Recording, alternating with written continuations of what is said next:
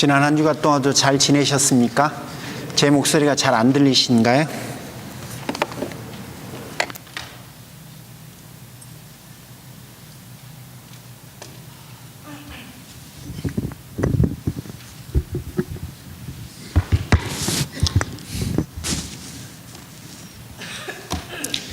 빈 마이크 배터리가 다 된 것 같습니다. 능히 살겠느냐? 에스겔서 37장 3절의 말씀이 사실은 이번에 우리가 함께 나누고 있는 그 온전한 회심에 대한 동기가 된 본문이었습니다. 여러분, 이제는 마지막 설교까지 왔습니다. 오늘은 여러분이 지금까지 저와 나눴던 설교 중에서 아주 가장 짧은 설교가 될 것 같습니다. 그 이유는 새로운 것을 말씀드리는 게 아니라 지금까지 했던 말씀들을 다시 한번 리마인드 하면서 여러분에게 권면하기 위해서입니다. 여러분, 지독히도 엄격했던 초대교회의 회심, 그렇게 엄격했기 때문에 사실은 사람들에게 생명력이 있었고, 그래서 우리에게도 회심이라고 하는 여정은 그렇게 엄격해야 합니다. 그들이 주님께 헌신된 삶을 살았기 때문에 세상은 성도들을 보면서 경외감을 가졌습니다. 그런 의미에서 성도들인 우리도 지금 이 시대를 살아가는 저희들도 하나님 앞에 그렇게 헌신된 삶을 살아야만 합니다. 하지만 안타깝게도 역사적으로 핍박을 받던 기독교가 군림하게 되면서부터 하나님 나라 복음은 왜곡되었습니다. 하나님 나라가 아닌 제국의 안전을 돕는 그런 종교로 변질되었고, 귀족들의 입맛에 맞는 설교를 하게 되었으며, 삶의 변화가 아니라 우리 마음속의 심리적 변화, 그런 변화로 축소를 시켰고, 나중에는 변화라는 단어마저도 잃어버리고 우리 마음속의 변화가 아니라 체험을 했는지 경험을 했는지 그런 견면들로 변질되었습니다. 여러분, 이거는 하루아침에 일어난 거 아닙니다. 1400년이 넘는 긴 세월 동안 우리도 모르게 서서히 그렇게 변해왔기 때문에 우리가 잘 느끼지를 못합니다. 결과적으로 지금 회심은 사라졌고 구원의 확신만이 남아 있습니다. 여러분, 회심은 구원의 확신을 넘어서는 겁니다. 구원의 확신을 능가해서 내 삶의 변화를 추구하는 것이 바로 그분이 우리에게 원하시는 온전한 회심입니다. 죄로부터 탈출했다는 것은 구원의 확신으로 끝이 나는 게 아니라 구원의 확신으로 바로 시작되는 거예요. 그 시작을 통해서 우리는 삶의 변화로 나아가는 겁니다.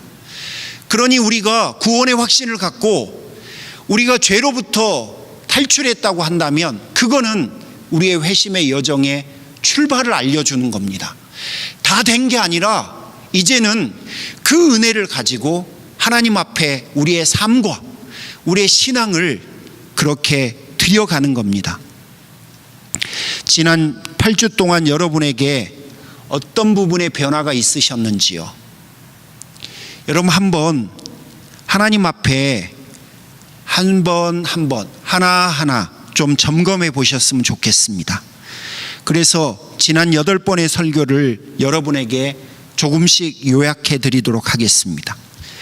첫 번째, 온전한 회심의 출발은 복음에 대한 분명한 확신과 진리와 믿음이라고 말씀드렸습니다. 우리가 믿는 것이 복음이어야 한다라고 말씀드렸습니다. 만약에 우리의 믿음이 복음 외에 다른 것을 기초로 한다면 여러분, 우리는 기초부터 어려움을 갖게 될 겁니다. 따라서 온전한 회심이 오직 하나님 나라 복음만을 진리로 받아들이는 것이니까 복음을 듣고 마음으로 믿고 입으로 고백하는 그 여정이 여러분에게, 저에게 필수적이라고 합니다. 여러분의 믿음의 근거가 하나님 나라 복음에 두고 있는지를 한번 진지하게 점검하는 시간이 되셨으면 좋겠습니다.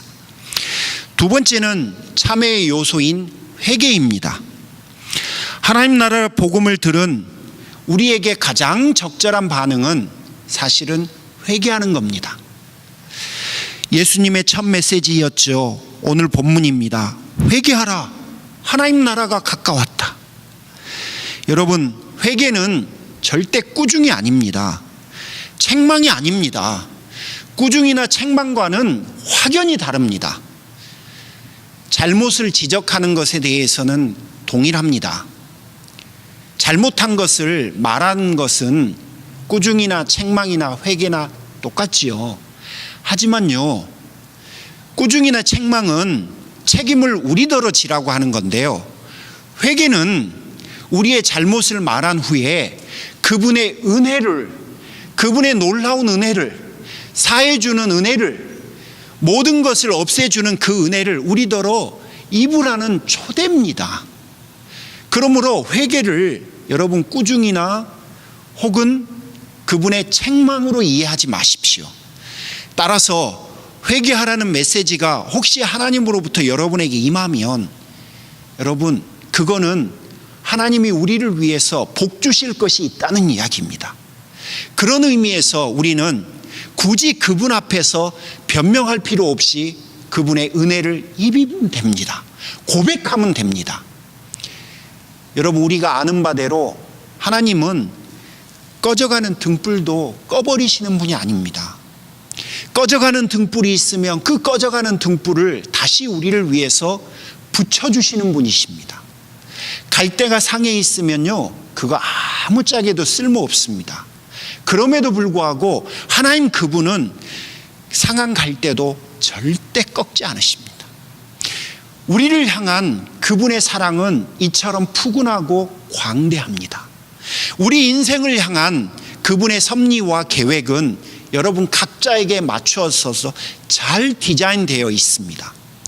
그러므로 그분은 절대 우리에게 죄를 지적하실 때, 그 죄를 깨닫게 해줄 때, 그 죄를 깨우쳐 줄 때 우리를 책망하고 꾸중하고 우리를 무너뜨리기 위함이 하나도 없습니다.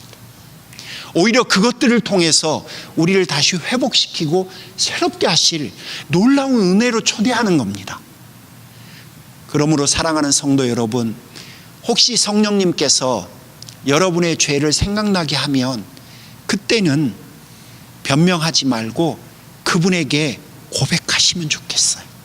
예, 주님, 예, 제가 또 실수를 했네요. 예, 주님, 제가 또 그런 어리석음을 범했습니다. 주님, 저를 용서해 주십시오. 사랑하는 성도 여러분, 그러므로 제가 여러분에게 세 가지 권면의 말씀을 드리고 싶어요. 성령께서 우리의 죄를 깨닫게 하신다면 인정하십시오. 의식적으로 인정하십시오. 그분의 의도는 항상 우리를 향해서 선합니다. 그러므로 여러분 굳이 도망가시려고 하지 마시고요, 그분이 말씀하시는 것에 우리의 영혼을 새롭게 하시려고 하니까 여러분 회개하셔도 안전합니다. 안전합니다. 그분 앞에는 언제나 안전합니다. 두 번째는 우리가 지은 죄를 깨닫게 하시면 여러분 정말로 진심으로 통회하고 진심으로 슬퍼해야 합니다. 그 안에 가식이 있어서는 안 됩니다. 그 죄가 얼마나 큰 건지에 대해서, 그리고 나의 그 어리석음이 얼마나 아픈 것인지에 대해서 우리는 정말로 진심으로 그 앞에 서야 합니다. 그리고 다시는 그와 같은 죄를 범하지 않기 위해서 정말로 애써야 합니다. 마지막으로는 죄에서 돌아서서 항상 주님을 향하도록 애쓰고 노력해야 합니다. 죄로부터 돌아섰다고 그게 끝이 아니라 주님을 향해야만 그게 온전한 회개라고 할 수 있습니다. 세 번째는 신앙생활이 여러분 하나님 나라 복음을 진리로 믿는 것과 또 회개하는 것으로만 된다면 여러분 이게 얼마나 쉽겠어요. 하지만 우리가 아무리 회개하고 우리가 아무리 진리를 받아들여도요, 우리 인생에는 수많은 일들로 점철됩니다. 어떤 때는 아파서 내 믿음이 흔들리고요, 내가 아무리 회개해도 그분의 용서가 나의 가운데 임하지 않는 것 같아서 우리 영혼의 어두운 밤을 보낼 수밖에 없는 때가 있습니다. 내가 아무리 수고하고 애쓰고 노력해도요, 사실은 피드백으로 그렇지 않은 부정적인 것들로 우리를 찾아오기도 합니다. 그러면 그때 우리가 진리만 붙잡고 살아간다고 해서 여러분 우리가 견뎌낼 수 있는 게 아닙니다. 내가 회개만 한다고 해서 여러분 우리에게 그런 모든 것들을 헤쳐나갈 수 있는 게 아닙니다. 그때에는 하나님이 우리에게 주시는 특별한 은총들이 필요합니다. 그 특별한 은총, 정말로 말도 안 되는 그런 은혜, 그런 어려움 속에서 우리를 건져내 주시는 그런 놀라운 기적과 같은 일들, 그런 일들이 우리에게 찾아옵니다. 그걸 뭐라고 하냐면요, 기쁨과 확신이라고 합니다. 욥이 모든 걸 다 이뤘어요. 여러분, 그런 상황에 처하면 욥이 하나님을 향한 믿음을 고백할 수 있을까요?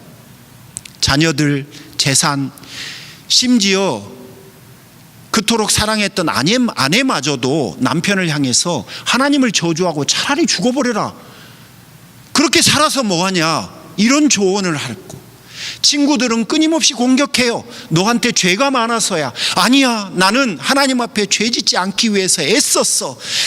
생각 잘해봐. 너의 믿음이 위선적이고 가식적이야. 너 스스로도 지금 너를 속이고 있는 거 아니야. 끊임없이 공격했어요. 하나님의 말씀으로 공격을 했어요. 그런 사람이 자그만치 3명이나 있었어요. 그런 끊임없는 공격들 앞에서도 욥이 끝까지 믿음을 견딜 수 있었던 건요, 여러분, 그가 가지고 있었던 믿음과 회개만이 전부가 아니었어요. 그를 순간순간 그에게 임재하셨던 하나님의 기적 같은 은혜, 바로 기쁨과 확신들인 거예요. 말도 안 되는 기쁨이 우리에게 임해요. 어떻게 이런 상황 속에서 내가 기쁠 수 있지? 어떻게 이런 상황 속에서도 내가 감사할 수 있지? 어떻게 이런 환경 속에서도 내가 이런 마음이 들지? 그게 바로 온전한 회심의 여정 가운데 그분이 우리 가운데 부어주시는 놀라운 기적 같은 역사들이에요. 바로 우리의 마음 속에, 우리의 감정 가운데 임재하시는 기쁨과 확신. 여러분, 이게 바로 3번째, 그래서 우리의 믿음의 여정을 윤활유처럼 부드럽게 해줍니다. 우리가 걸어가는 그 여정을 비타민처럼 상큼함으로 우리의 여정을 다시금 걸어갈 수 있도록 도와주는 거예요. 4번째는 회심의 여정을 걷다 보면 여러분, 내 자신의 부족함을 보게 됩니다. 내 자신이 가지고 있는 못남도 깨닫게 돼요. 그런데 참 신기한 게, 나의 그 부족함과 그 못남과는 별개로 내가 하나님 앞에 정말 제대로 한번 신앙생활 해보고 싶다, 뭐 이런 생각이 들어요. 로마서 6장의 표현으로 보면, 이제 나도 하나님을 대적하는 삶이 아니라 이제는 하나님을 기쁘게 하는 그런 인생을 살아보고 싶은 그런 생각들이 여러분 우리에게 듭니다. 그거를 뭐라고 하냐면 순종, 이렇게 표현합니다. 이제는 내가 주님을 주인으로 삼았으니까, 이제는 주님께로 내 삶의 방향을 바꾸기로 했으니까, 이제는 그분의 말씀, 또 그분의 가르침에 내가 한번 헌신해 보고 싶은 그런 마음이 들어와요. 여러분, 그런 마음 들어보신 적 있으시죠? 바로 그것을 성경은 순종이라고 합니다. 온전한 회심의 여정을 걷는 성도들은 여러분 그렇게 하루하루를 살아가 보려고 애를 씁니다. 5번째는 성도들은 주님을 향한 자신의 가장 깊은 헌신을 세례라고 하는 상징에 담아서 그분 앞에 드립니다. 주님, 제가 이제는 주님을 제 주인으로 삼았습니다.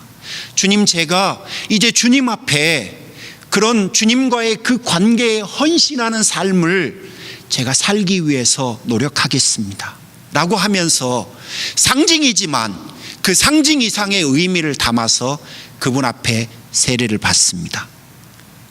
여섯 번째, 그러는 어느 날 우리에게 성령이 임합니다.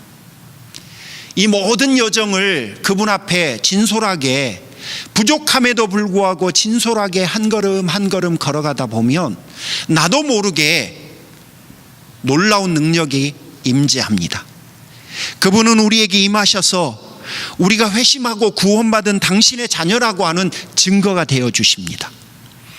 우리가 걷게 되는 신앙의 여정을 도와줍니다. 인도해 줍니다. 견뎌낼 수 있도록 그분이 능력을 주십니다. 그리고 결국은 승리할 수 있도록 도와주십니다. 정직하게 우리는 종종 내가 성령을 받았는지 안 받았는지 아직 확신이 안 설 때가 있지요. 여러분, 그 순간 그런 고민을 위해서 제가 여러분에게 드렸던 말씀이 고린도전서 12장 3절입니다. 하나님이 그러다면요, 그거는 그런 거예요. 하나님이 그렇게 생각하시면요, 그게 진리인 거예요. 근데 하나님이 뭐라고 고린도전서 12장 3절에서 하셨냐면, 성령을 힘입지 않고는 아무도 예수님을 주라고 못한다고 하셨어요. 그러므로 우리가 예수님을 주님이시다, 저는 주님의 자녀입니다, 저는 주님을 믿습니다 라고 정말로 진실된 고백을 한다면, 여러분, 그 고백은 내가 하는 게 아니라 내 안에 계신 성령님께서 하고 계시다는 그런 말씀입니다. 따라서 여러분이 주님을 영접하셨다면, 주님을 믿는다면, 주님에게 믿음을 고백하신다면 여러분에게는 성령이 임재해 계신 줄 믿습니다. 여러분, 이 부분을 가지고 지금 우리가 같이 신앙생활하고 있는 이 시대에 수많은 사람들이 우리의 불안을 파고들어요. 언제 구원 받으셨는지 그 날짜를 아십니까? 라고 물어봅니다. 여러분은 어떤 특별한 체험과 어떤 놀라운 그 날이 있으면 내가 구원받았고 내 안에 성령께서 임재해 계시다라고 확신하는데 많은 도움을 받으실 수는 있습니다. 하지만 여러분, 그 체험이 성령의 역사인지 사단의 조롱인지 그걸 우리가 어떻게 분별합니까? 그 개인적인 분별보다 더 우선하는 게 무엇이냐면 하나님의 약속이에요. 고린도전서 12장 3절, 너희가 예수를 주라 하면 너희 안에 성령이 있는 거다 라고 하는 것이 훨씬 우리에게 더 소중합니다. 따라서 혹시 여러분 중에 그런 특별한 체험이 없다고 하더라도 이 말씀을 신뢰하십시오. 이 말씀이 우리의 등불이고 우리의 기준이 됩니다. 그러므로 하나님께서 그런 특별한 체험을 주신다면 그거는 보너스와 같은 거고, 여러분, 그게 핵심은 아닙니다. 이 말씀, 고린도전서 12장 3절, 예수를 주라 고백하는 그 믿음이 진짜이라면 여러분에게는 성령 임재에 계시는 겁니다. 그러므로 이제부터는 여러분이 구원받은 하나님의 자녀라고 하는 확실한 증거가 됩니다. 그분의 도우심을 구하고 그분의 인도를 받으시면서 구원의 여정을, 그리고 회심의 여정을 걸어가시기를, 더불어서 하루하루 우리의 일상 가운데 있는 고통스럽고 어려운 일들, 여러분, 성령님은 헬라어로 파라클레이토스라고 그래요. 파라는 옆이란 단어고요, 클레이토스라고 하는 단어는 돕는다, 조언한다, 그런 말이에요. 그러니까 요한복음에 있는 성령 파라클레이토스는요, 구원받을 하나님의 성도들을 위해서 예수님께서 아버지께 부탁해서 보낸 존재예요. 그분은 여러분을 돕고 여러분을 회복시키고 여러분을 치유하고 여러분에게 조언하기 위해서 예수님께서 성부 하나님에게 요청해서 보내신 분입니다. 그러므로 끊임없이 그분에게 도움을 구하십시오. 성령님, 오늘 하루도 저에게 이런 일이 있는데 그 일에 성령님의 역사가 함께해 주셨으면 좋겠습니다. 성령님, 제가 마음이 많이 고놉니다. 제 마음 가운데 임재하셔서 저의 마음을 부드럽게, 혹은 어찌해야 될지, 하나님 제 몸이 아픕니다. 아버지, 오늘 아들, 딸이, 하나님 오늘 저희 가족이, 교회가 하면서 여러분 그분 앞에 도움을 구하는 거예요. 바로 그분이 바로 그 일을 위해서 보냄을 받은 분이십니다.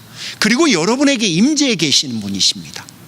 성령님의 도우심과 인도하심을 구하는 그런 멋진 성도들이 되시기를 축원합니다. 마지막 7번째는 성도는 영적으로 계속 자라나야 돼요. 우리가 성령을 받았고 회심의 여정을 걸었다고 해서 우리가 영적으로 다 자란 게 아닙니다. 자라나야 합니다. 주님은 바로 그 영적 성숙을 위해서 교회라고 하는 공동체를 우리에게 주셨습니다. 교회는 그런 의미에서 신앙 공동체고 성도들의 영성을 자라나게 하는 곳입니다. 주님은 우리를 바로 그 공동체 안으로 부르셨으며 동시에 우리로 하여금 그 공동체를 가꾸라는 책임을 부여하셨습니다. 친구, 부부, 가족, 교회, 여러분 이 모든 공동체가 사실은 저절로 되는 곳은 아무도 없습니다. 만들어가는 거고요, 가꾸어 가는 겁니다. 그런 의미에서 우리는 교회를 가꾸어야 합니다. 보살피고 지켜야 합니다. 쉬운 여정은 아닙니다. 저절로 되지도 않고 쉽다고 말할 수도 없습니다. 그래서 여러분에게 권면했습니다. 서로의 영혼을 보면서 가자고. 창밖에 있는 경치만 구경하지 말고 여러분 서로의 영혼을 마주 보면서 가자고 부탁드렸습니다.